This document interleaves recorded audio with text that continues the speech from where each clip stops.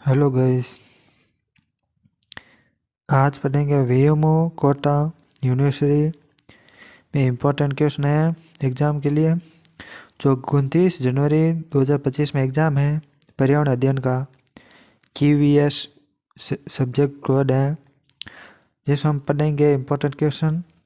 इसमें second class है, first class हम लोग ले चुके हैं। जो आज़ाद 1 वीक सीरीज में आए हुए क्वेश्चन है और एग्ज़ाम में बार बार पूछे जाने वाले भी क्वेश्चन है। इससे बाहर जाने की संभावना बिल्कुल नहीं है। एक बार ये फर्स्ट क्लास और सेकंड क्लास ज़रूर देकर जाइए, जिसमें आप ओपन कोटा एग्ज़ाम अच्छी तरह से दे सकते हैं। पहला क्वेश्चन रहेगा हमारा, हरित ग्रह का प्रभाव का अन्य नाम क्या है? हरित ग्रह प्रभाव का अन्य नाम क्या है? सही है उपयुक्त सभी। उपयुक्त सभी में है पहला था कार्बन डाइऑक्साइड समस्या। कार्बन डाइऑक्साइड समस्या एक तो ये है, और दूसरा नाम है भूमंडलीय उष्णता। भूमंडलीय उष्णता है। तीसरा है green house impact. Green house impact, ये तीनों नाम हरित गृह प्रभाव के नाम हैं।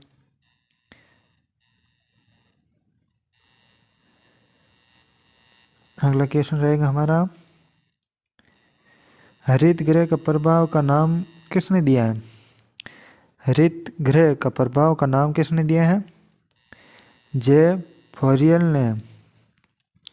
यह नाम जे फोरियल ने हरित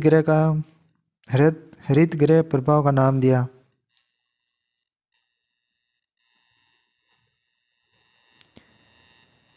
अगला क्वेश्चन है, जे फोरियर कौन थे? जे फोरियर कौन थे? ये एक फ्रांस के वैज्ञानिक हैं।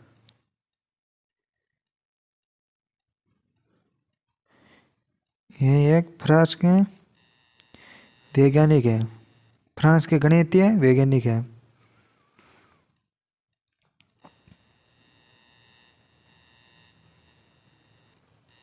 अगला क्वेश्चन है,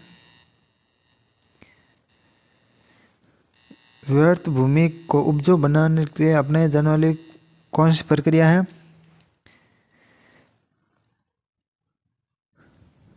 व्यर्थ भूमि को उपजाऊ बनाने वाले के अपनाई जाने वाली प्रक्रिया कौन सी है? सही है उपयुक्त सभी। जिसमें व्यर्थ भूमि की खोज करना, वनोन्मूलन करना, अनुभव एवं मानव श्रम करना, यह तीनों व्यर्थ भूमि उपजाऊ बनाने के लिए हैं। अगला क्वेश्चन है, हरित गृह गैस कौन सी है? इनमें से हरित गृह गैस कौन सी है? उपयुक्त सभी हैं। पहला है CO2 है, मेथेन है, CFP है, CFC क्लोरोफ्लोरोकार्बन। यह है कार्बन डाइऑक्साइड और मेथेन, यह तीनों हरित गृह गैसें हैं। अगला क्वेश्चन है, CFC में वृद्धि का क्या कारण है? CFC में वृद्धि में क्या कारण है? किस कारण वृद्धि होती है? सही है शीत गृह में रेफ्रिजरेटरों। शीत गृह में रेफ्रिजरेटरों द्वारा। शीत गृह में रेफ्रिजरेटरों से।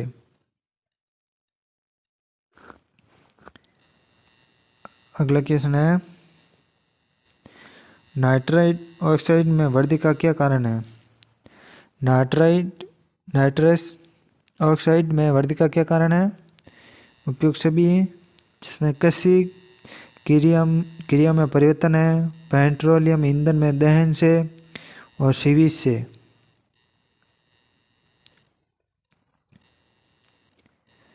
मेथेन में वृद्धि का क्या कारण है? मेथेन में वृद्धि का क्या कारण है? सही है जल मल के स्नान। जल मल के सड्डान से मेथेन में वृद्धि का कारण होता है। अगला क्वेश्चन है CO2 में वृद्धि का क्या कारण है? CO2 में वृद्धि का क्या कारण है? सही है उपयोग से भी। सीवेज से होता है, प्लास्टिक या नायलॉन के उद्योग से, पेट्रोलियम ईंधन के दहन से कार्बन डाइऑक्साइड में वृद्धि का कारण होता है। अगला क्वेश्चन है हरित गृह प्रभाव के लिए उत्तरदायी का प्रमुख गैस कौन सी है? हरित गृह प्रभाव के लिए उत्तरदायी प्रमुख गैस कौन सी है? सही है कार्बन डाइऑक्साइड है। अगला क्वेश्चन है हरित गृह प्रभाव के द्वारा जलवायु में होने वाला परिवर्तन क्या कहलाता है? हरित गृह प्रभाव के द्वारा जलवायु में होने वाले परिवर्तन क्या कहलाता है? उपयोग से भी। तापमान में वृद्धि, समुद्र के जल के स्तर में वृद्धि, वर्षा के प्रारूप में वृद्धि, यह तीनों हरित गृह प्रभाव के द्वारा जलवायु में होने वाले परिवर्तन हैं। अगला क्वेश्चन है सौर ऊर्जा का कौन सा भाग पृथ्वी तक पहुंचता है? सौर ऊर्जा का कौन सा या कितना भाग पृथ्वी पर तक पहुंचता है? सही आंसर 46%। अगला क्वेश्चन है शुद्ध प्राकृतिक जल का pH मान कितना होता है? शुद्ध प्राकृतिक जल का pH मान कितना होता है? इसमें है 60 से कम होता है pH मान शुद्ध प्राकृतिक जल का। अगला क्वेश्चन है शुद्ध प्राकृतिक जल के pH मान 7 को क्या कहते हैं? शुद्ध प्राकृतिक जल के pH मान 7 को क्या कहते हैं? सही है उदासीन कहते हैं।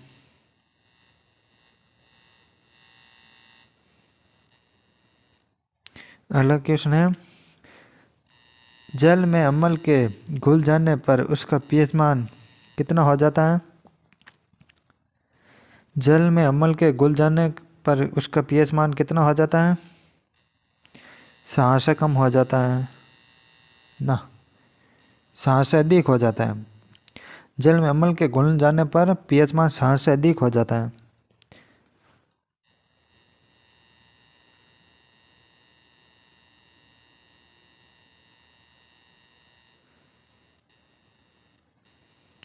और जल सारे के होने पर उसका pH मान कितना हो जाता है? 7 से अधिक हो जाता है। और पिछले वाला क्वेश्चन में था जल में अम्ल के साथ घुल जाने पर उसका pH मान 7 से कम हो जाता है। पिछले वाला में 7 से कम होगा और इसमें होगा 7 से अधिक होगा। पिछले वाला ये रहा, इसमें 7 से कम होगा। अगला क्वेश्चन है कोयले व पेट्रोलियम ईंधन के दहन से वायुमंडल में वृद्धि होती है। कोयले व पेट्रोलियम ईंधन के दहन से वायुमंडल में वृद्धि होती है। सही उपयोग से भी। SO2 से, NO और NO2 से, ये तीनों से कोयले व पेट्रोलियम ईंधन के दहन से वायुमंडल में वृद्धि होती है।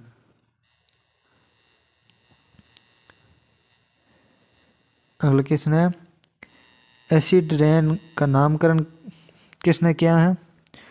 एसिड रेन का नामकरण किसने किया है? सही है रॉबर्ट अगस्ट स्टिमन ने एसिड रेन का नामकरण किया।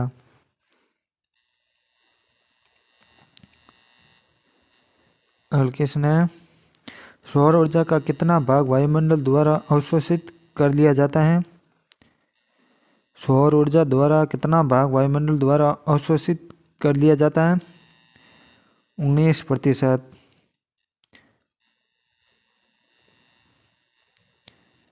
अगला क्वेश्चन है सौर विकिरण को पृथ्वी पर रोकने में सही गैस कौन सी है? सौर विकिरण को पृथ्वी पर रोकने में सही गैस कौन सी है? सही उपयुक्त सभी कार्बन डाइऑक्साइड भी है, मेथेन है, नाइट्रस ऑक्साइड है। ये तीनों सौर विकिरण को पृथ्वी पर आने रोकने में सहायता करती हैं। अगला क्वेश्चन है उच्च प्रदूषित वातावरण में होने वाली वर्षा के पीएच मान कितना होता है? उच्च प्रदूषित वातावरण में होने वाला वर्षा का कितना पीएच मान है? सही है 5 पीएच मान है। अगला क्वेश्चन है सामान्य प्रदूषित क्षेत्रों में वर्षा जल का कितना पीएच मान है?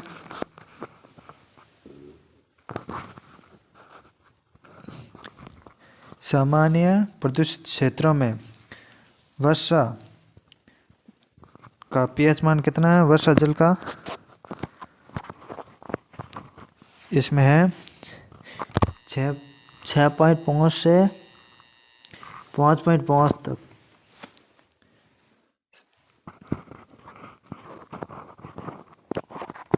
सामान्य प्रदूषित जल में क्षेत्र में वर्षा का पीएच मान 6.5 से 5.5 तक होता है।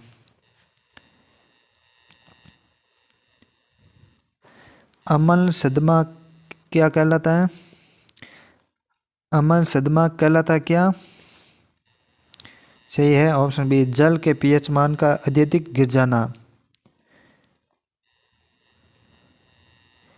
अगला क्वेश्चन है अम्लीय जल का प्रभाव किस पर होता है?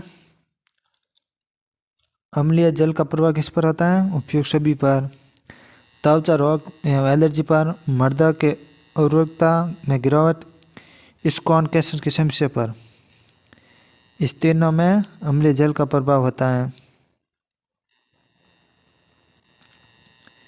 अगला क्वेश्चन है अम्ल वर्षा के दुष्प्रभावों को रोकने के उपाय क्या हैं? अम्ल वर्षा के दुष्प्रभावों को रोकने के लिए उपाय क्या है? इसमें उपयुक्त सभी हैं वृक्षारोपण को बढ़ावा देना, प्राकृतिक ईंधन को कम उपयोग करना, उपभोक्तावादी दृष्टिकोण में परिवर्तन लाना। यह सभी अम्ल वर्षा के दुष्प्रभाव को रोकने के उपाय हैं। अगला क्वेश्चन है ओजोन का स्वरूप क्या है? ओजोन स्वरूप है क्या है? सही है ऑक्सीजन। ऑक्सीजन ओजोन का स्वरूप है।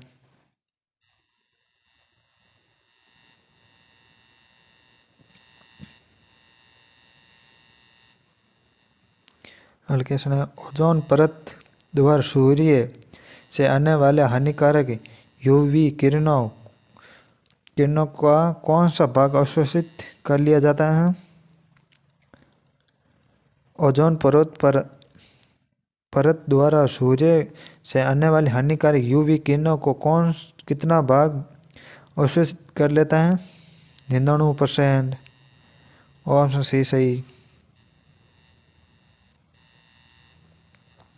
अगला क्वेश्चन है सूर्य की पराबैंगनी किरणों का दुष्परिणाम क्या है?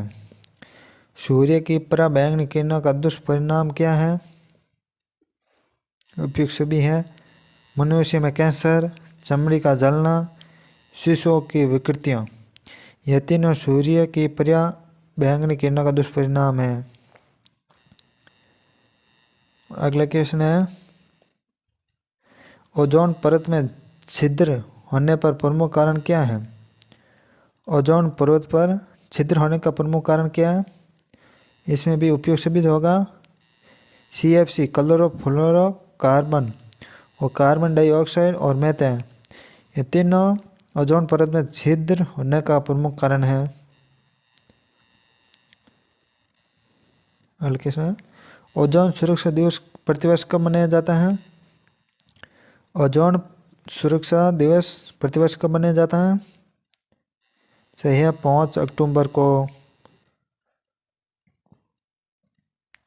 ओजोन सुरक्षा दिवस प्रतिवर्ष 5 अक्टूबर को मनाया जाता है। और आगे बढ़ने से पहले हमारे इस YouTube क्लास पर QS पर्यावरण अध्ययन की एक पहले क्लास हो चुकी है, अभी यह दूसरी क्लास है।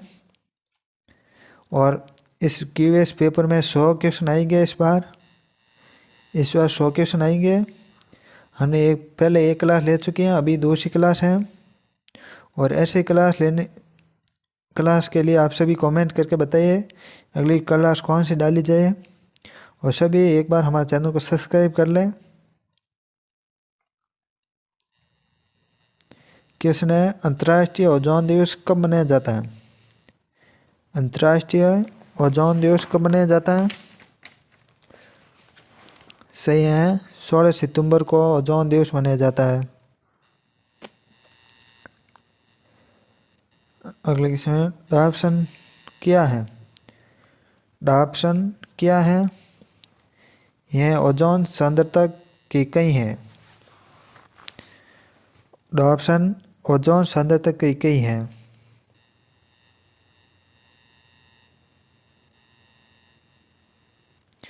अगला क्वेश्चन है, संपूर्ण भारत में कुल क्षेत्रफल व्यर्थ है।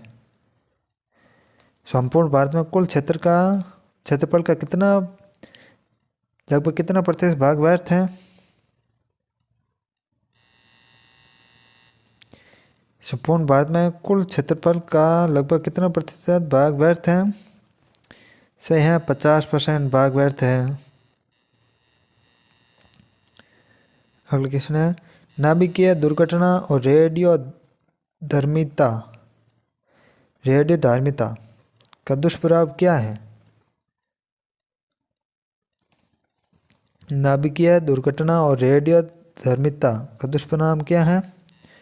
उपयोग सभी, पृथ्वी के तापमान में 10 से 40 सेंटीमीटर की वृद्धि और पौधों में कार्बन की जटिल यौगिकता का निर्माण, शिशु में विकलांगता में वृद्धि, यह नाभिकीय दुर्घटना और रेडियो धर्मिता का दुष्परिणाम है।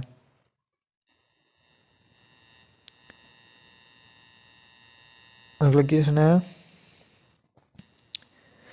रेडियो धर्मी प्रदूषण के बचाव का तरीका क्या है?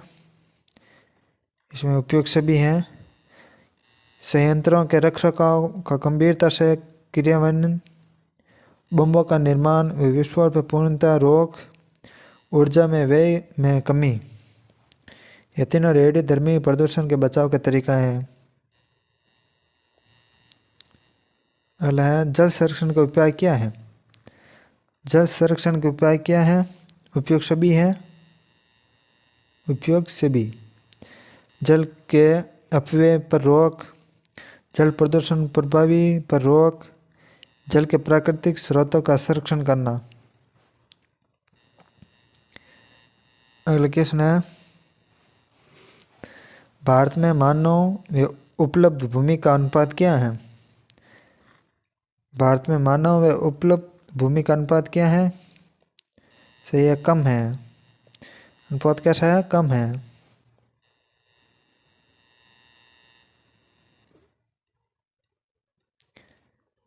अगला क्वेश्चन है, भारत में मानव भूमि का अनुपात कम होने का कारण क्या है? जनसंख्या विस्फोट है। भारत में मानव भूमि का अनुपात कम होने के कारण जनसंख्या विस्फोट है।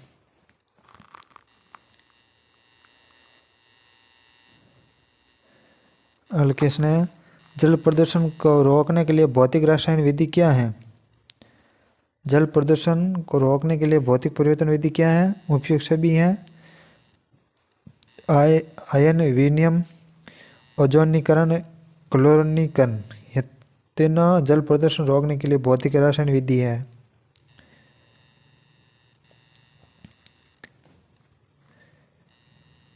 अगला क्वेश्चन है, जल संरक्षण की महत्वपूर्ण विधि क्या है? जल संरक्षण की महत्वपूर्ण विधि क्या है? और उपयोग सभी हैं, जल की उचित वितरण व्यवस्था, अपशिष्ट जल का शोधन, भूमिगत जल का विवेकपूर्ण प्रयोग, ये तीनों जल संरक्षण की महत्वपूर्ण विधि है। अगला क्वेश्चन है, वायुमंडल के किस भाग में ओजोन गैस पाई जाती है? वायुमंडल के किस भाग में ओजोन गैस पाई जाती है?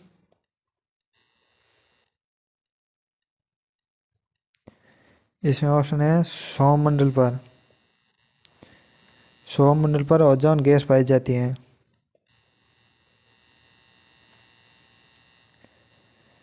अगला क्वेश्चन है, वायुमंडल में सूर्य की पराबैंगनी किरणों से रक्षा कौन करता है? वायुमंडल में सूर्य की पराबैंगनी किरणों से रक्षा कौन करता है? Ozone gas. ओजोन गैस द्वारा रक्षा होती है। अगला क्वेश्चन है, CFC का आविष्कार किसने किया है? CFC का आविष्कार किसने किया है? अमेरिका ने किया है। CFC का आविष्कार अमेरिका ने किस वर्ष किया है? तो 1930 व 31। अगला क्वेश्चन है, ओजोन गैस की सर्वाधिकता संघनता मिलती है? ओजोन गैस की सर्वाधिक संघनता मिलती है, किस में मिलती है? सही है, भूमध्य रेखीय क्षेत्रों में। ओजोन गैस में सर्वाधिक भूमध्य रेखीय क्षेत्र में संघनता मिलती है।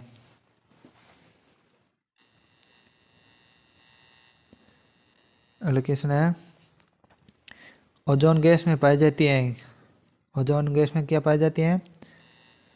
30 से 60 किलोमीटर की ऊंचाई के मध्य। ओजोन गैस कहाँ पाई जाती है? 30 से 60 किलोमीटर की ऊंचाई के मध्य।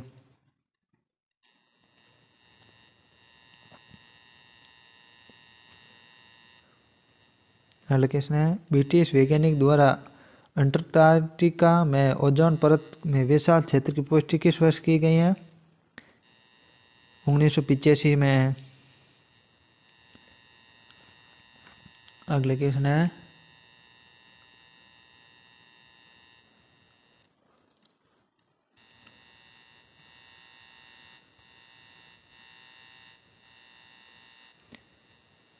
ओजोन ह्रास दिवस के उत्तरदायी हरितगृह गैसों का सर्वाधिक उत्पादन करने वाला देश कौन सा है?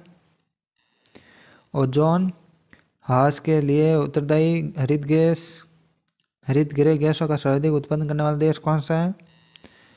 सही है, USA।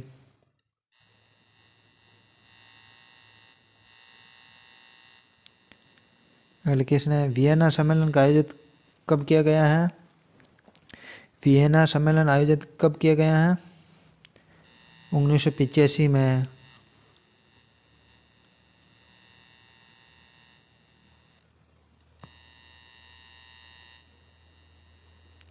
रासायनिक प्रौद्योगिकी संस्थान कहाँ स्थित है? सही है, हैदराबाद में।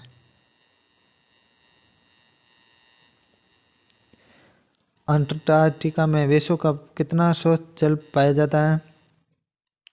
सही है, 90% पाया जाता है।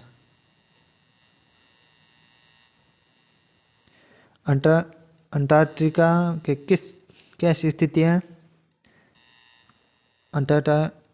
अंटार्कटिका की कैसी स्थिति है? 67 डिग्री दक्षिण अक्षांश में। नेशनल सेंटर फॉर अंटार्कटिका स्थित कहाँ है? गोवा में स्थित है। अगला क्वेश्चन है, चेरनोबिल दुर्घटना कब हुई? चेरनोबिल दुर्घटना कब हुई है?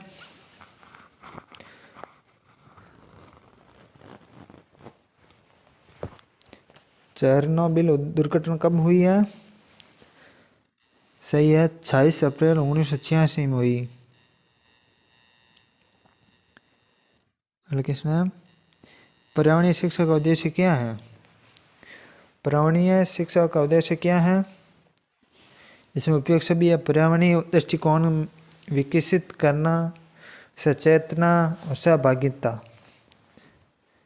इसमें तीनों कारण है, पर्यावरणीय दृष्टिकोण विकसित करना, सचेतना, सहभागिता, ये तीनों पर्यावरणीय शिक्षा का उद्देश्य है। अगला क्वेश्चन है, निम्नलिखित में से परमाणु स्टेशन कौन सा है? इसमें उपयोग सभी कल्पक्कम, रावतभाटा, तारापुर, ये तीनों परमाणु स्टेशन है।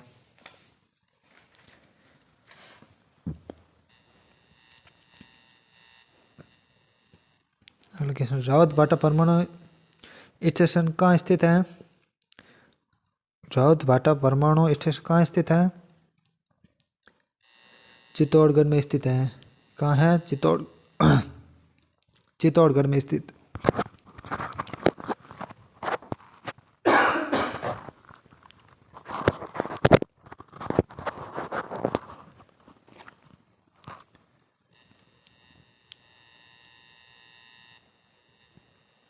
अगला क्वेश्चन है, पर्यावरण घटक क्या है?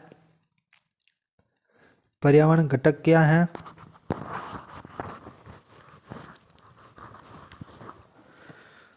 पर्यावरण घटक क्या है? इसमें उपयोग से भी उच्चावच, जलवायु, प्रकृति, वनस्पति, ये तीनों पर्यावरण घटक हैं।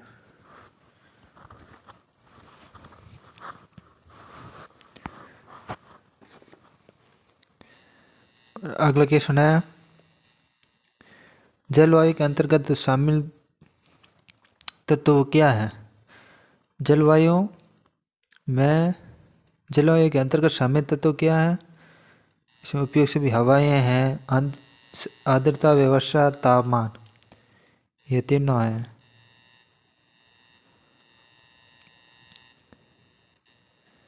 लक्षण, पर्यावरण व मानव के मध्य पाया जाने वाला संबंध क्या है? पर्यावरण व मानव के मध्य पाया जाने वाला संबंध क्या है? निश्चयवादक, निश्चयवादी, संभाववादी, नवनिश्चयवादी, ये तीनों पर्यावरण व मानव के मध्य पाया जाने वाला संबंध है।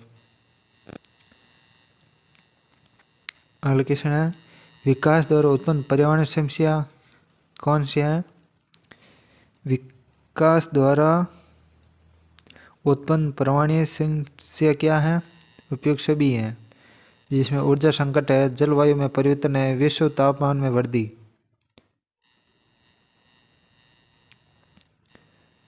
अगला क्वेश्चन, पर्यावरण संरक्षण का उपाय क्या है?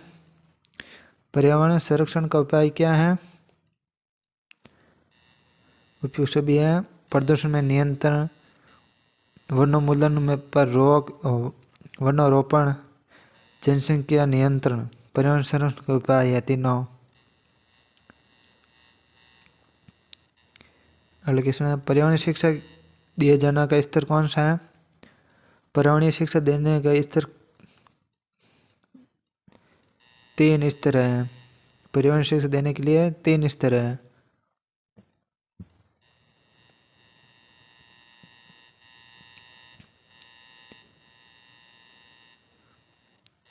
अगला क्वेश्चन है, विश्वविद्यालय स्तर पर पर्यावरणीय शिक्षा का प्रमुख उद्देश्य क्या है?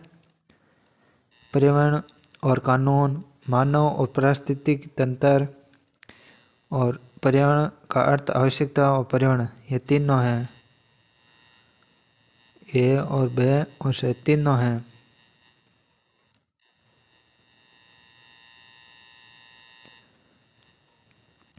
निम्न में से किस चमत्कारी यौगिक की संज्ञा दी जाती है? निम्न में से किसे चमत्कारी यौगिक की संज्ञा दी जाती है? इसमें सही आंसर है CFC। CFC को चमत्कारी यौगिक की संज्ञा दी जाती है। इसका अर्थ है क्लोरोफ्लोरोकार्बन। CFC chlorofluorocarbon. अगला क्वेश्चन है, CFC का प्रयोग कहाँ किया जाता है? CFC का प्रयोग कहाँ किया जाता है? उपयोग सभी में, वातानुकूलन यंत्रों में, वातानुकूलन यंत्रों के उद्योगों में, प्लास्टिक व दवा के उद्योग में, अम्लता के मापन में। अगला क्वेश्चन है पीएच मापने का संबंध किससे है? पीएच मापने का संबंध किससे है? अम्लता के मापन से।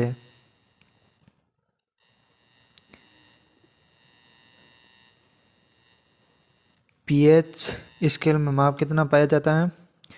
पीएच स्केल में माप कितना पाया जाता है?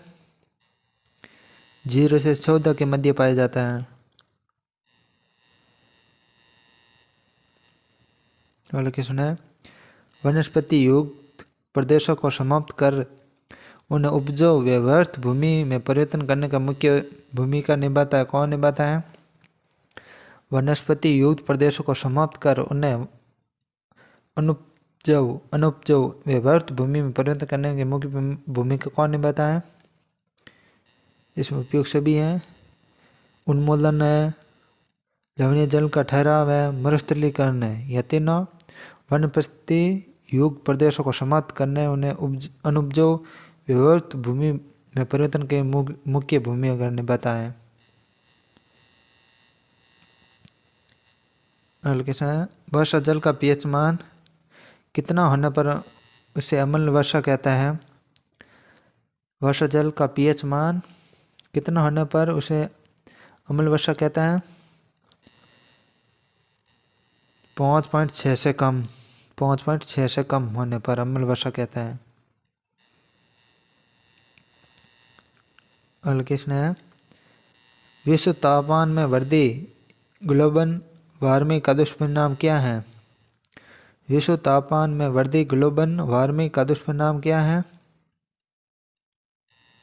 उपयोग सभी में वर्षा की कमी, जलवायु में परिवर्तन, सूखा, अकाल व बाढ़ तीनों। अगला क्वेश्चन है राम सागर कहाँ स्थित है? राम सागर कहाँ स्थित है? अंटार्कटिका में स्थित है। राम सागर अंटार्कटिका में स्थित है।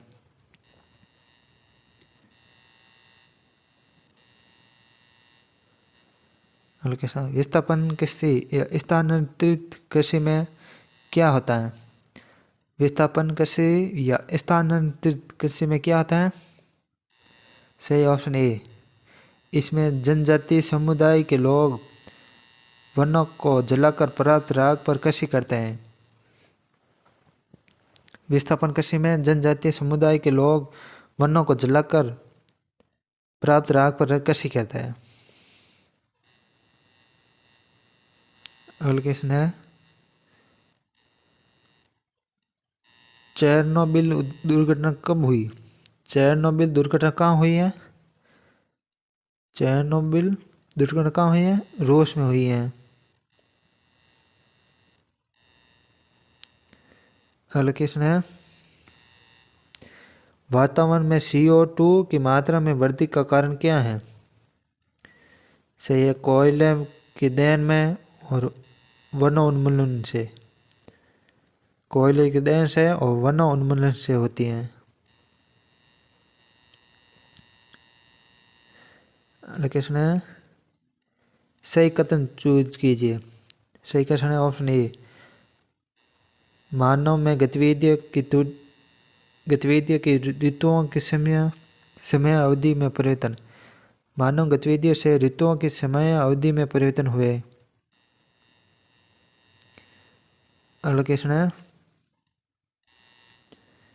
वातावरण में CO2 की मात्रा की वृद्धि में क्या कारण है? उपयोग सभी है कोयला का दहन, औद्योगिकीकरण, उन्मूलन। यह तीनों वातावरण CO2 की मात्रा में वृद्धि का कारण है। निम्न में से हानिकारक गैस कौन सी है? निम्न में से कौन सी हानिकारक गैस है? सही है कार्बन डाइऑक्साइड। कार्बन डाइऑक्साइड हानिकारक गैस है। लेकिन ओजोन परत में सर्वाधिक मोटाई कितनी होती है? ओजोन परत में सर्वाधिक मोटाई कितनी होती है?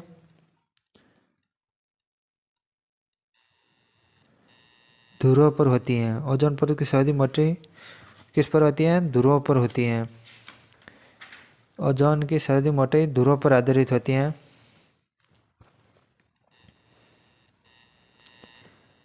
अगला क्वेश्चन है, निम्नलिखित में से हरित गैस कौन सी है? निम्नलिखित में से हरित गैस कौन सी है? ऑप्शन है कार्बन डाइऑक्साइड और हीलियम, ये दोनों हरित गैस हैं।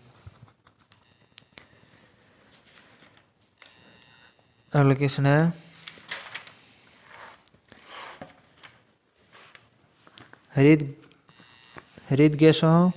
हरित गृह गैसों में फलस्वरूप उत्पन्न होने वाला प्रथम प्रभाव क्या है? हरित गृह गैसों के फलस्वरूप उत्पन्न होने वाला प्रभाव क्या है? पृथ्वी के तापमान में वृद्धि।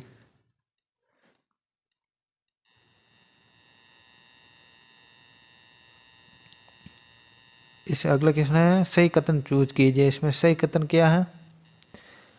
इसमें उपयोग सही है।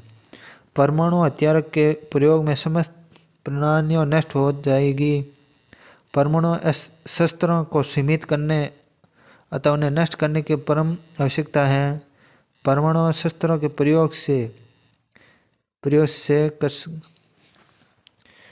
पृथ्वी पर नाभिकीय युद्ध व्याप्त हो जा सकता है।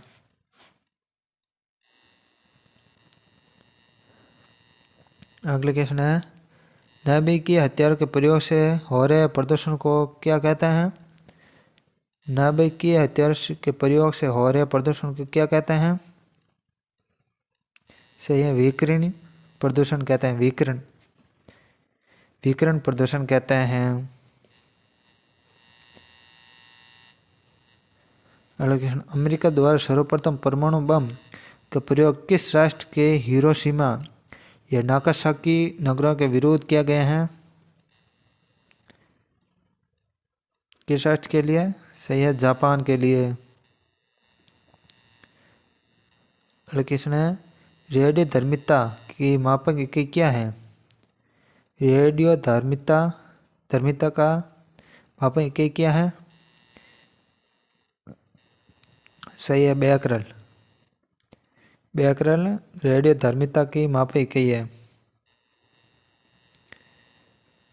अगला क्वेश्चन है,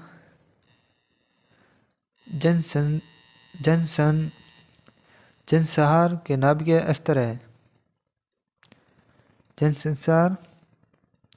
जनसंहार के नाभिकीय शस्त्र कौन से हैं? उपयोग से भी एटम बम है, हाइड्रोजन बम है, ताप नाभिकीय हथियार है। ये तीनों जनसंहार के नाभिकीय शस्त्र हैं। अगला क्वेश्चन है, विकिरण के दुष्परिणाम से होने वाला रोग क्या है? विकिरण के दुष्प्रभाव से होने वाला रोग क्या है? उपयोग सभी हैं, त्वचा व फेफड़ों का कैंसर, आंखों का अंधापन, बालों का पूरा गिर जाना, ये विकिरण के दुष्प्रभाव के रोग हैं। अगला क्वेश्चन है, ओजोन में ऑक्सीजन के अणुओं की संख्या कितनी होती है? ओजोन में ऑक्सीजन के अणुओं की संख्या कितनी होती है? सही है, 3 होती हैं। अगला क्वेश्चन है, चेरनोबिल दुर्घटना के सर्वाधिक प्रभावित होने वाला देश कौन सा है? चेरनोबिल दुर्घटना से सर्वाधिक प्रभावित होने वाला देश कौन सा है? फिनलैंड है, डेनमार्क है, पोलैंड, ये तीनों देश हैं, फिनलैंड, डेनमार्क, पोलैंड। अगला क्वेश्चन है, सन 1980 में अमेरिका में घटित नाभिकीय दुर्घटना का स्थान क्या है? सन 1980 में अमेरिका में घटित नाभिकीय दुर्घटना का स्थान है, सही है, 3 माइल आइसलैंड। 3 माइल आइसलैंड है जो 1980 में अमेरिका में घटित नाभिकीय दुर्घटना का स्थान है। अगला क्वेश्चन है, नाभिकीय लॉस एलमास की दुर्घटना घटित होने वाला स्थान है। नाभिकीय लॉस एलमास दुर्घटना घटित होने का स्थान है, सही है, अमेरिका है। अगला क्वेश्चन है, नाभिकीय विंडर स्केल दुर्घटना घटित होने का स्थान है। नाभिकीय विंडर स्केल दुर्घटना घटित होने का स्थान कौन सा है? यूके है। अगला क्वेश्चन है, ओजोन परत किन किरणों का अवशोषित करती है?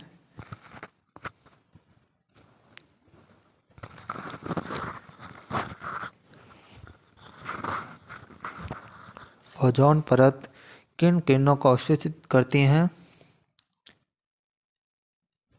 सही है, पराबैंगनी किरणों को। अगला क्वेश्चन है, उस सम्मेलन का नाम बताइए जिसमें देशों को 2008 से 2012 तक हरित गृह गैसों के स्तर को सन 1990 के स्तर से 5% नीचे लाने का सिफारिश की गई है। किसने? किस सम्मेलन से? विक्टो सम्मेलन से। विक्टो सम्मेलन से 5% नीचे लाने की सिफारिश की गई है। अगला क्वेश्चन है, सन 1980 के पूर्व की अपेक्षा सन 2000 तक विश्व के संकलन ओजोन स्तर में प्रतिशत की गिरावट दर्ज की गई है। कितनी की गई है? सन 1980 के पूर्व की अपेक्षा सन 2000 तक विश्व के संकलन ओजोन स्तर में प्रतिशत की गिरावट दर्ज की गई। कितनी? सही है, 3% की दर्ज की गई। अगला क्वेश्चन है, ओजोन परत के सतह में सर्वाधिक मात्रा में पृथ्वी पर पहुंचाने वाली पराबैंगनी किरणें किस्म कौन सी है? ओजोन परत के सतह में सर्वाधिक मात्रा में पृथ्वी पर पहुंचने वाली पराबैंगनी किरणों में किस्म कौन सी है? यूवीबी। अगला क्वेश्चन है, ओजोन परत की मोटाई की मापक इकाई क्या है? ओजोन परत की मोटाई की मापक इकाई क्या है? सही है, डाप्सन। ओजोन परत की मोटाई की मापन इकाई है डाप्सन है। अगला क्वेश्चन है, ओजोन परत के विलीनीकरण हेतु उत्तरदायी तत्व कौन सा है? सही है, एरोसोल फॉर्म। ओजोन परत के विलीनीकरण हेतु उत्तरदायी तत्व एरोसोल फॉर्म है।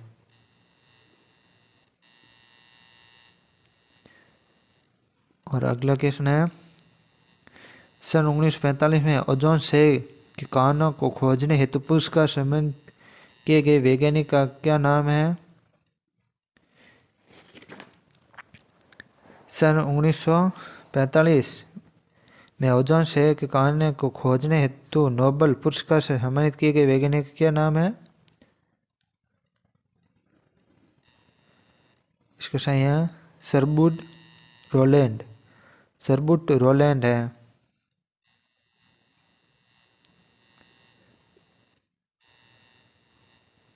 अगला क्वेश्चन है, तेजाबी वर्षा का प्रभाव क्या है? तेजाबी वर्षा का प्रभाव क्या है? उपयोग सभी है। इसमें जलीय स्रोतों जैसे झीलों, नदियों का इत्यादि प्रदूषण, मृदा का प्रदूषण, उसके उपजाऊपन में नितान कमी, ऐतिहासिक महत्व में इमारत में प्रतिकूल के प्रभाव, ये उपयोग सभी तेजाबी वर्षा का प्रभाव है। और सभी इस क्लास को सब्सक्राइब कर लें और आगे से आगे शेयर करें जिसे ज़्यादा से ज़्यादा देखें। इसमें हम पहले भी एक क्लास ले चुके हैं, मैराथन क्लास। अभी ये 2 सी क्लास हैं। इस बार 100 क्वेश्चन आएंगे एमसीक्यू।